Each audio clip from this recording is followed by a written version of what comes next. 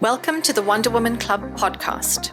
We bring you conversations that will inspire, empower, and educate you to thrive both in business and in life. My name is Vash Naidu, and I'm your host, an intuitive fempreneur coach and the founder of the Wonder Woman Club, a global community of phenomenal women doing phenomenal things in the world. Let's get started.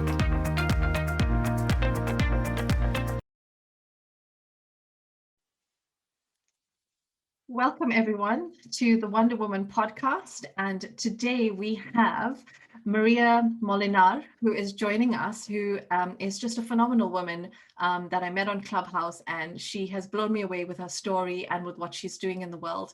And today we, off the cuff, decided to just start a podcast today, and we wanted to talk about a topic we were discussing, and we felt it was really important to bring it to you.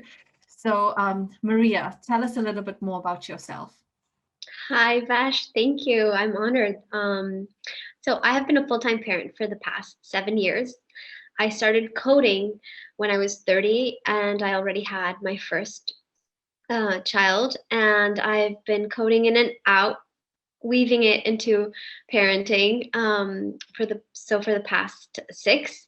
And now that my little one has started her schooling, I am vertically integrating my startup, which I have coded. I did the MVP on my own with teammates as part of a coding boot camp I took, and this is it. I'm launching in a week maybe. So this is my new adventure. Thank you for having me. That's super exciting, and I think we'll talk more about that, but I think when we started the conversation, we were talking about something that was really important and really crucial. And you had mentioned that you were in a Clubhouse room and it was about women in STEM. And it was about this topic about how women are not just women engineers, they're just engineers, or they're not just coders, they're just coders. But the reality for you, you always fought that cause, but then personally, a reality has changed for you in the sense that we are different. Women in STEM, women in any type of organization is different.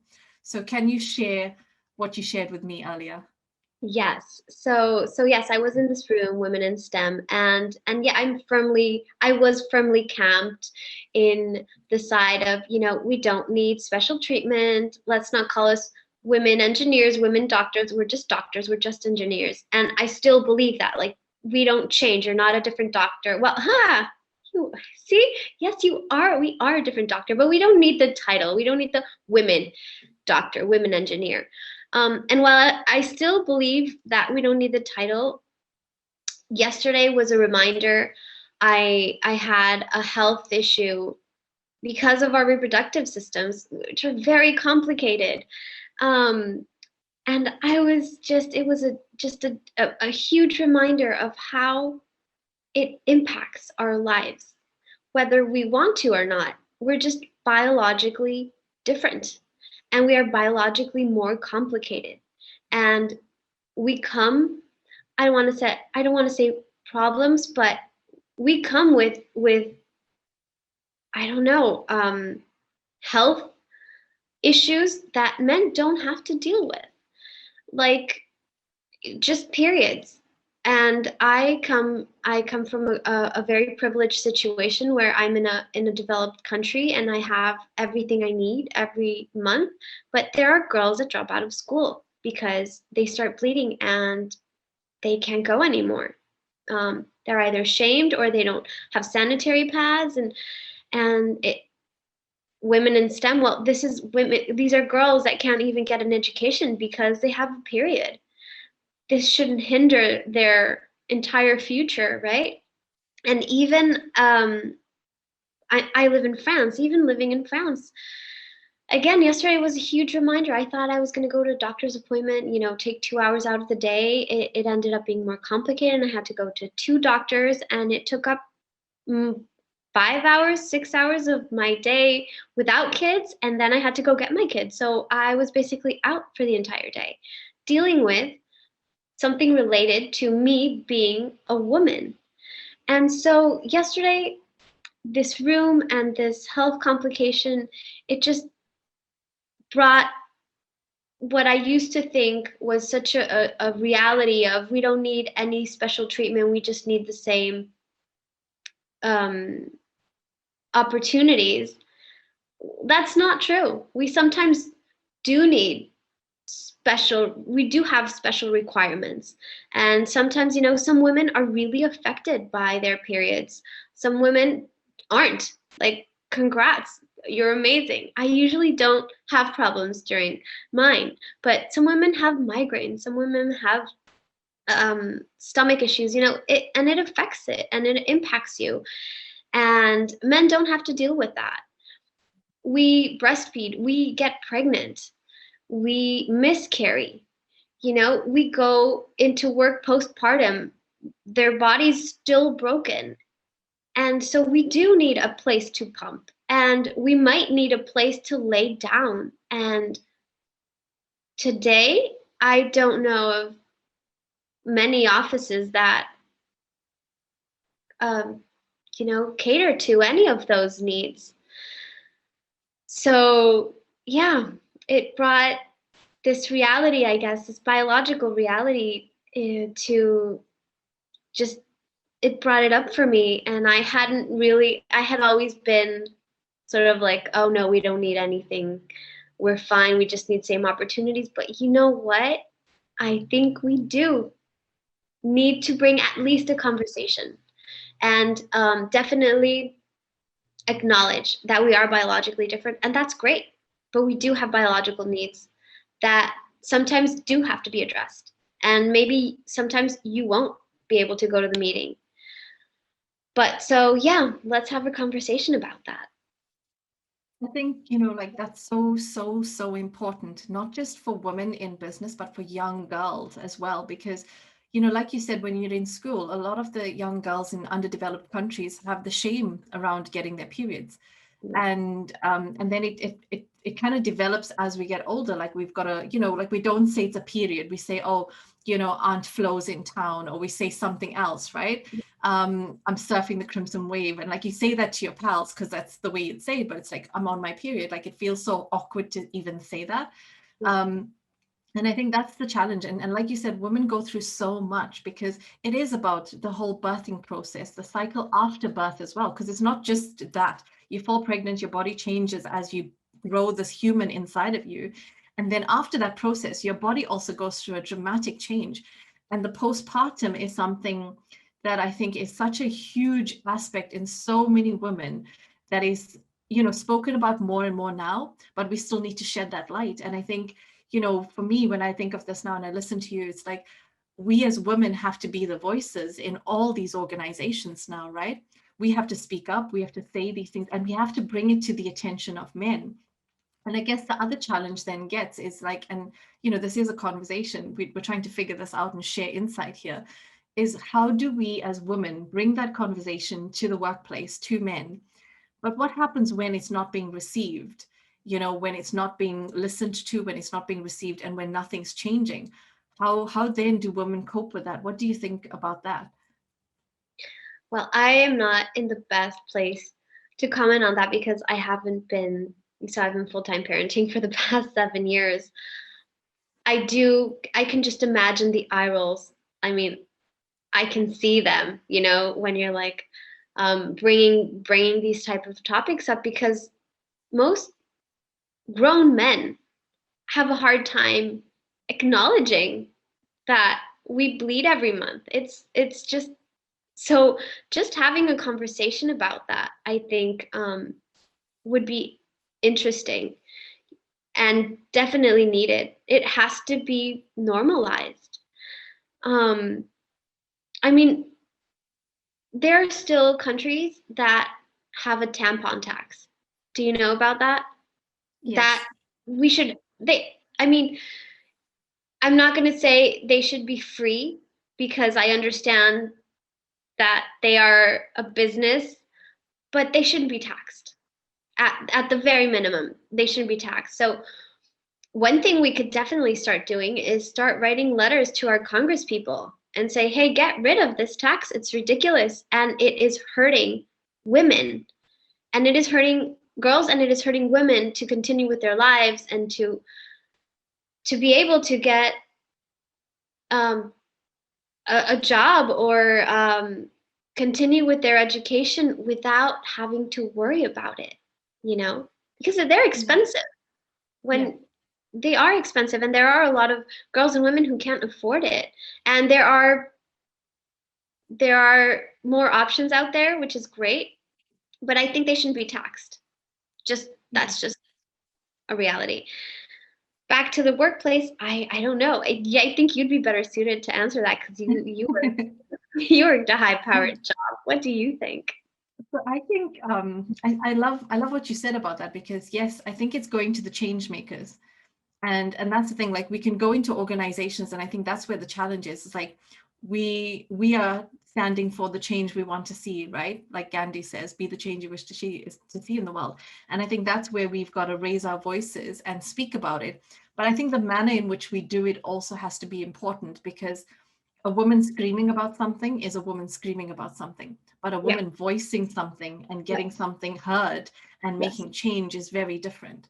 And I think that's what is important, is the way in which it's dealt with. And it's not to say that just because we're women we have to do that. It's how you're received both by men and women. Yeah. And I think that's the way I would approach it, and I would raise it with organizations, but I would also then take it to that step further. Like you said, we've got to talk to change makers, we've got to talk to government officials, policy makers, our Congress people, our prime ministers, and all of these types of people, because that's where the drive comes from in all countries. That's where the change happens. So even even in organizations, if it becomes a rule and a regulation, then it changes the dynamic of the country. And that's where that pushes. So I would definitely encourage women and girls to start speaking up. And they are. It's not that we aren't, it's that we still have work to do. And I think that's the other thing, is that recognizing that we still have work to do, and we still need people to do the work. So even though there are people, there's still not enough. So we all need to show up in different ways, doing different things as well. So I think that's quite an important topic. And I think from the other aspect of, like, for me with the Wonder Woman Club, I'm growing our team, and we have all females in the organization. And I'm saying this to you, like, I love that we have all females in the organization. I have nothing against men. I absolutely love and adore men. And there are so many wonderful men that support and encourage and push women to grow as well. But I really do want to see organizations, and this is something, like I would, and the women that are in our team now, I know they're comfortable enough to say, listen, I'm having a really bad day with my period, I need time. And I'll be like, you know what, it's okay. You don't even have to like fill in a sick note. You don't have to do anything. Like, I get it. Like, that's just life. And it's where we have that level of understanding and a sense of responsibility, because you did mention this to me. It's like, you're not going to take it and use it and abuse it, that opportunity. It's about when you have that responsibility to an organization, you're like, you know what, I really can't work today, I just need time. And it's being able to do that. And it's the same with the postpartum, because when women, like you said, we're broken and we're still showing up, we're still trying to fix other things while still being broken with ourselves. And that's really, really challenging, I think, in that sense. And it's a really important topic to cover. And I think it's a really important feature for every woman to start taking more steps towards it, because even one small step for you in your local community can make a larger difference in the whole conglomerate of the world, and how we shape society, and especially how we shape things for young girls and what they believe are the things we should be ashamed of, or the things we shouldn't be ashamed of as well. So yes, I think that was just really interesting, and I wanted to get into this topic with you. And I think from the perspective of STEM, like with yourself, what are the other challenges you feel women are facing in this industry and the sector? Well, I went to school, and I think it was we women were like 9%, and the school really was doing its absolute best to attract women and girls, because they were some of them were very young. I mean, I was 30, but there were a couple of 17-year-olds, 18-year-olds. I always felt very safe. I never felt out of place. But because I was 30, and because I had a child, and because I was married, and I sort of had my life, but I do understand how See, they could definitely, and I think this would be good, have like the big companies. Like I'm sure Google, who has all these thrills for, their employees, I'm sure they have tampons and anything you need in their bathrooms and their loos. I would like to see that happen more across more companies. Just you don't need a foosball table, Yeah. but you need a tampon machine, Yeah. and a free one. Because if you're a big company, I am sure that no one is going to abuse the tampons that you are giving out for free in your bathroom. Yeah. But it's like you're saying, we're setting a standard, right? In STEM, well, there is, and we were talking about this yesterday. And I did hear this in my school. Oh, you'll probably get in because you're a girl. Just on that. And no, there were women who were rejected. There were girls who did not get in. And it was funny because the conversation started going towards, and so what? Men have been getting in just because they're men for the past hundreds of years. This is something someone brought to the room. And she said, and if they tell you that, you just say, yeah, it's my turn, and so what? And I don't know, it's, you get mixed feelings because you don't want to be thought of as, oh, I'm here just because I'm a woman and I'm serving a quota. But at the same time, you know what? It doesn't matter how you got there. It's how you use the opportunity once you're there. So once you're there, just, kick the door in, kick ass, and make it easier for the next one to come up. Definitely look back, give your hand and pull her up. And that's how we are going to start bringing more women into it, by pulling each other up. And men, I have had mentors. Like I have had men I post on Slack a question, and I had an amazing guy say, hey, do you need a mentor? And I'm like, yes, I do. And he has been mentoring me for the past 2 years now. That is an amazing thing that you can do for women. Be their allies, speak up, say, hey, she deserves a promotion, or say, hey, I also heard, this room was just amazing yesterday. I heard that if there is a job post, if there is a job opening, if somebody recommends you for the job, it is like 4 times more likely to get accepted than if you just go in through a CV, right? And I don't know if it's exact 4 times, but it sounds definitely true. So to the men and the women out there, if you know someone and there's a job opening, nominate the person. Even go to the person and say, hey, you might not fill all the job requirements, but I'm going to go to bat for you. I'm going to tell this person that you have this and this and this quality, and the quality you're lacking, you'll figure it out. And those are all concrete things that we can do today to start making a change, especially in STEM, because there are other areas where now women are the majority. I know in France, in the financial sector, it's very 50-50, or maybe they're even majority, I don't know. But there are definitely areas where we're absolutely not. And it's sad, because in STEM, I read somewhere that we get 50% of the diplomas, but then when we enter the workforce, it's not 50% of us there, right? And I think a lot of it has to do with, we have the babies. And then we give it up, and then we're out of it for 3 years or 2 years or even 1 year. And it's so hard to catch up because you have a gap. And I'm air quoting here. You don't have a gap, but that's another conversation. Yeah. But concrete steps, I think, speak out for women, being a woman yourself, but men, come, bring us to the table, open doors, nominate us, mentor us. Those are all concrete things that I think we could do today.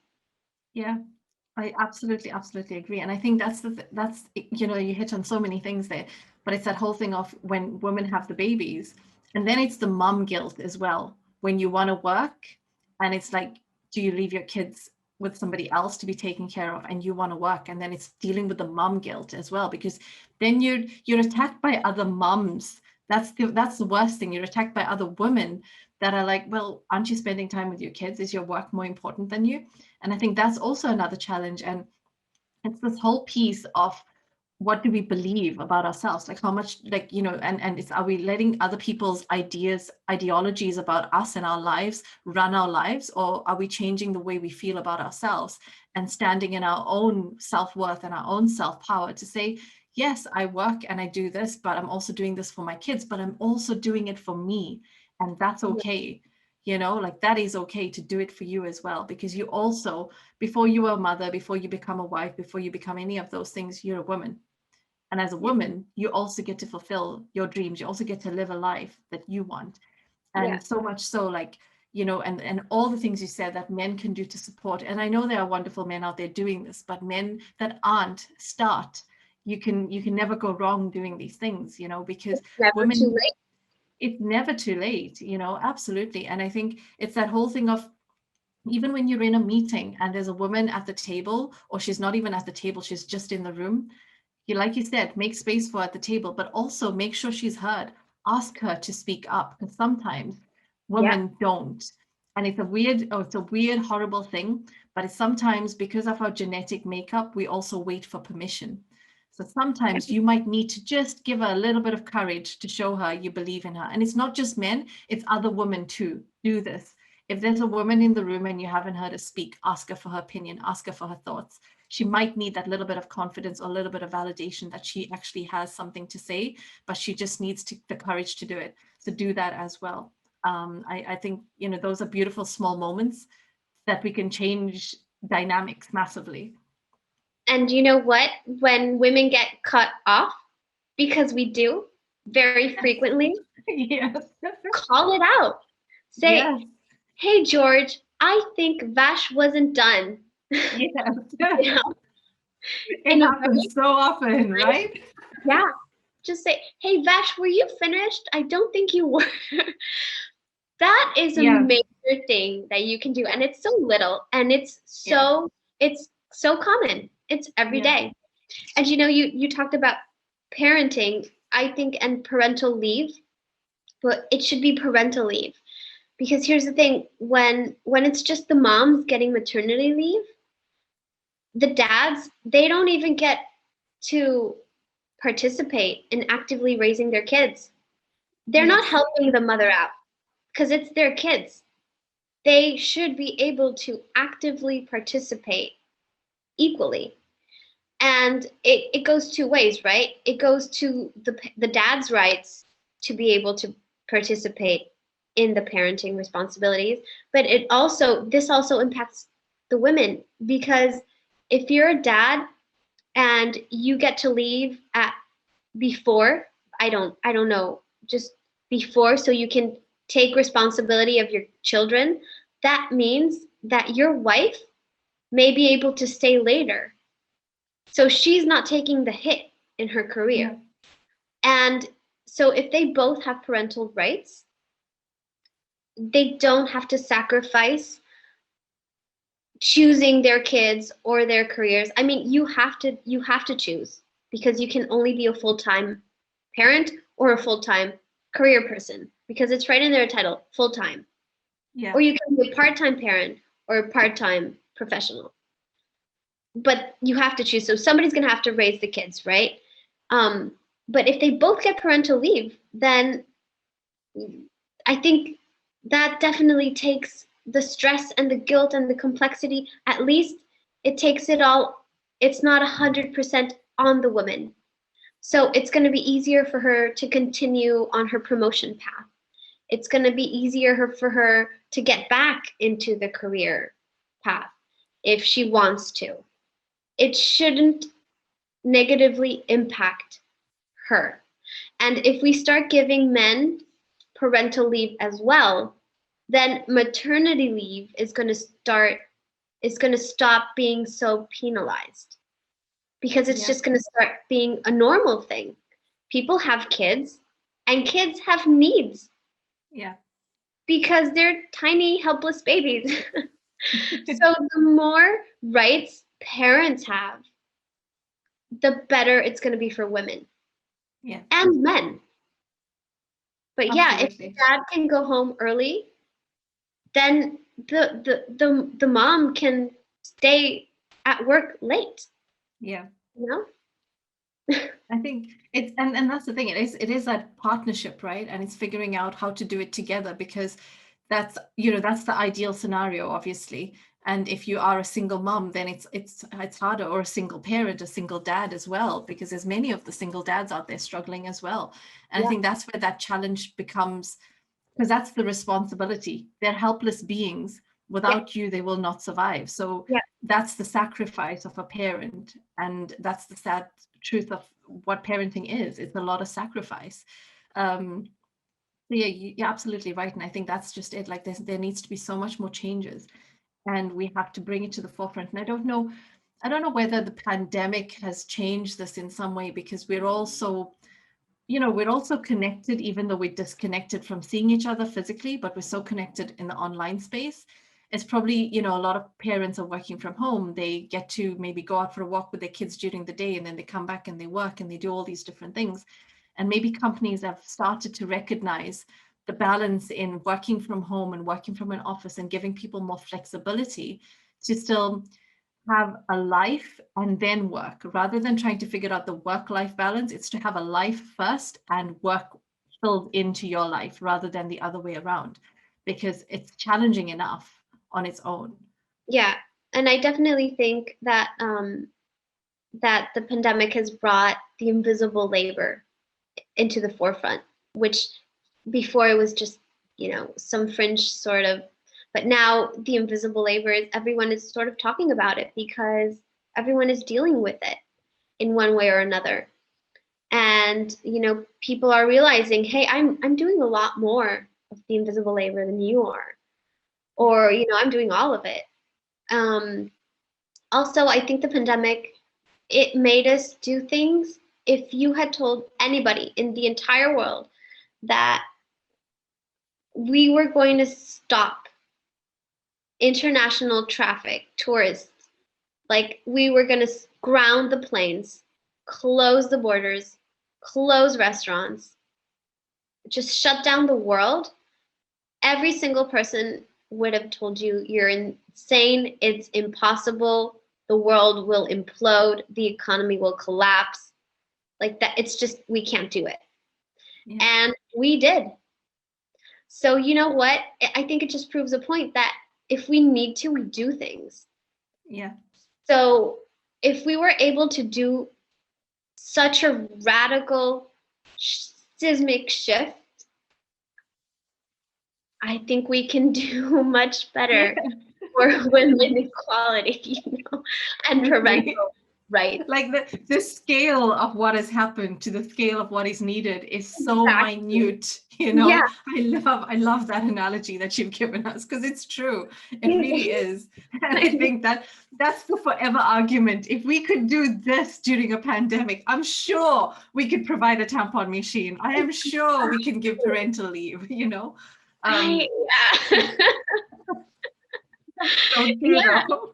And the parental leave, the more we normalize it, the easier it's just going to be for parents everywhere, solo parents. I'm divorced, so I deal with the kids. I mean, I also dealt with them basically on my own when I was married, but now it's truly on my own for most of the time. But the more we normalize being a parent, the more all the parents can benefit from that.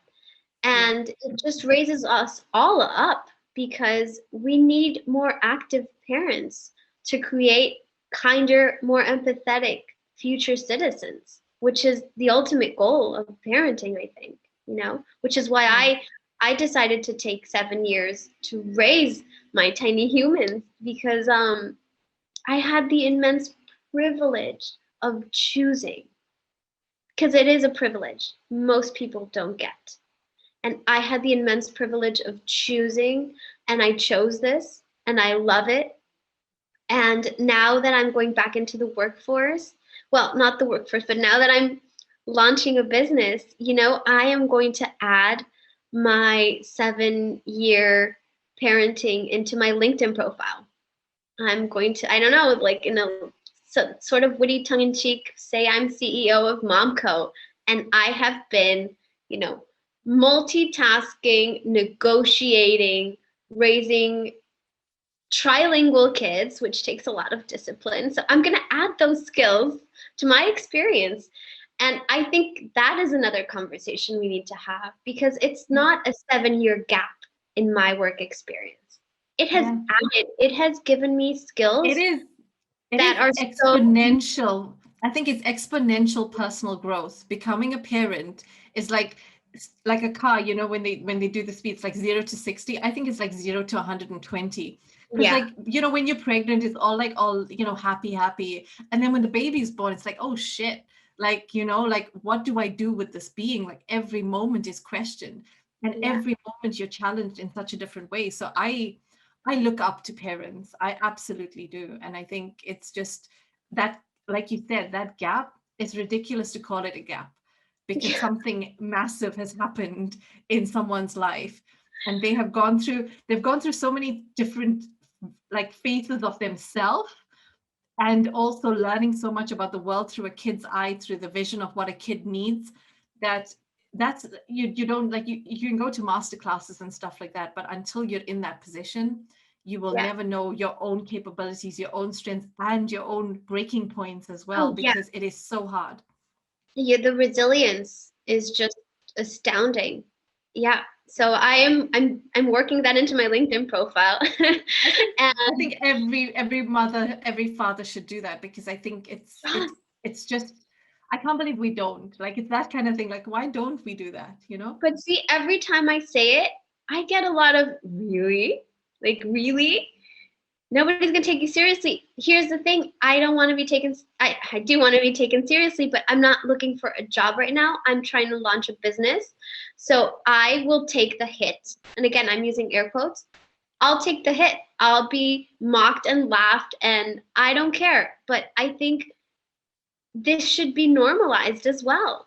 Like, let's Yeah. put it in our LinkedIn. What did you do from this year to this year? Oh, I was raising a child. And Yeah. that is amazing. And it shouldn't be a gap, and you shouldn't be afraid of it or ashamed of it.